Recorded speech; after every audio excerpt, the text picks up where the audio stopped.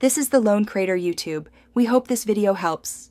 You begin by binding real data. Point the repeater at a list, data table, or iQueryable so you can iterate items.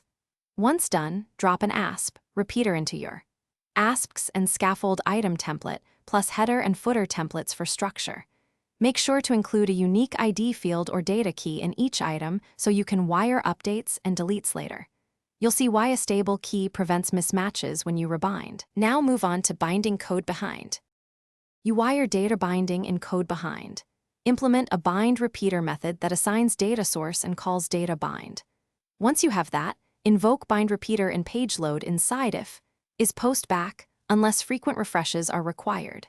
Then add event handlers, item data bound to tweak controls per item, and item command to catch button commands like edit or delete. Use command name and command argument to carry ID. This makes client interactions predictable and keeps markup and logic separated for maintainability. You complete actions by implementing an edit state in templates. Swap labels for text box or drop-down list when edit command triggers, then on update read values with item. Find control and save to your data store. After persisting, rebind the repeater to reflect changes.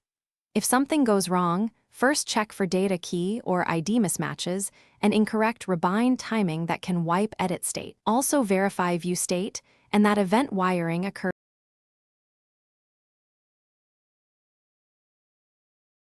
Thanks for watching. Consider subscribing if we helped you.